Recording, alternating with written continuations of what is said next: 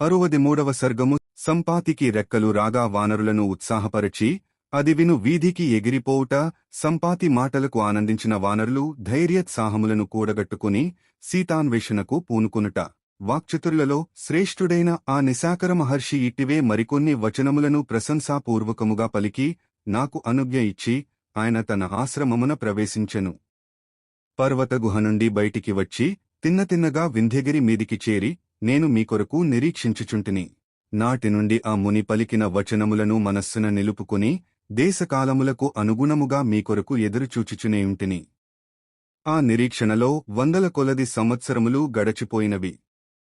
ఆ నిశాకర మహర్షి తనువును వీడి స్వర్గస్థుడయ్యెను. అప్పటినుండి నేను పెక్కు తర్కవితర్కములలో పడితిని. ఫలితముగా అంతులేని సంతాపము నా మనస్సును దహించివేయుచున్నది. నాకు జీవితముపై విరక్తి కలిగి మరణించుటయే మేలని పెక్కు పర్యాయములు అనుకొంటిని. కాని ఆమునివచనములు ఆ ఆలోచనల నుండి నన్ను మరల్చినవి. ఆ మహర్షి ఉపదేశములు నా ప్రాణములను కాపాడినవి. అగ్నిజ్వాలలు చీకట్లను తొలగించినట్లుగా అవి నా దుఃఖమును శాంతింపజేసినవి.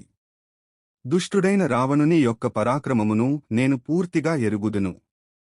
అందువలన సీతాదేవిని నీవు ఎందులకు రక్షింపలేదు అని నేను నా కుమారుని తీవ్రముగా మందలించితిని.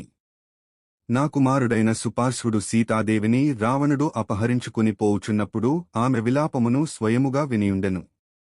సీతాదేవిని రక్షింపగల రామలక్ష్మణులు ఆమెకు దూరమున ఉన్న సంగతియూ అతనికి తెలియును. దశరథునిపై నాకు గల ఆదరభావమును గూడా అతడెరుగును. అయినను అతడు ఆ మైథిలిని రక్షించుటకు ప్రయత్నింపలేదు. నా సుతుని యొక్క ఈ వైఖరి నాకు మిక్కిలి అసంతృప్తిని కలిగించినది. అందువలన నేను అతనిని కోపగించితిని. సంపాతి ఆ వానరులతో ఇట్లు పలుకుచుండగా వారు చూచుచుండగనే ఆ గృధ్రరాజునకు ఎప్పటివలే రెక్కలు వచ్చెను. ఆ సంపాతి ఎర్రని ఈ కలుగల రెక్కలతో ఒప్పుచూ తన శరీరమును చూచుకుని పరమానందభరితుడయ్యెను. అనంతరమో అతడు వానరులతో ఇట్లు నుడివెను. మిత్రులారా, సూర్యకిరణముల యొక్క తీవ్రమైన వేడికి పూర్తిగా మాడిపోయిన నా రెక్కలు మహాత్ముడైన ఆ నిశాకర మహర్షి యొక్క ప్రభావమువలనే మరలవచ్చినవి. నిండు యౌవనదశలో నాలో ఉన్న పరాక్రమము, బలపౌరుషములు నేడు మరల నాకు సమకూరినవి.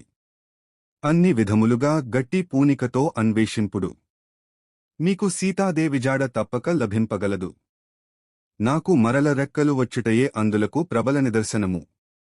కనుక ఇక మీ కార్యము సిద్ధించినట్లే.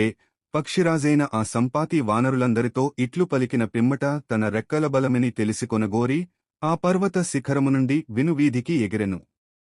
ఆ వానర ప్రముఖులు సంపాతి పలుకులను విని పరమసంతోషముతో పొంగిపోయిరి. పిదప వారు తమ బలపరాక్రమముల ద్వారా కార్యసాధనకు సర్వసన్నద్ధులైరి.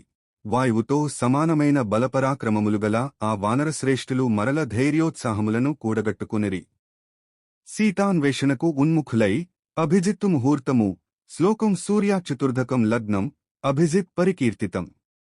సర్వదోషహరం చేవ ప్రశస్తం శుభకర్మసు. జ్యోతిష శాస్త్రము. సూర్యోదయానంతరము ఉదయలగ్నము నుండి 4వ లగ్నము అభిజిల్లగ్నము. అభిజిన్ముహూర్తము అది సర్వదోషహరము, శుభకార్యములకు ప్రశస్తము కొరకు ప్రతీక్షింపసాగిరి. వాల్మీకి మహర్షి విరచితమై ఆదికావ్యమైన శ్రీమద్రామాయణమునందలి కిష్కింధాకాండమునందు ఇది 63వ సర్గము.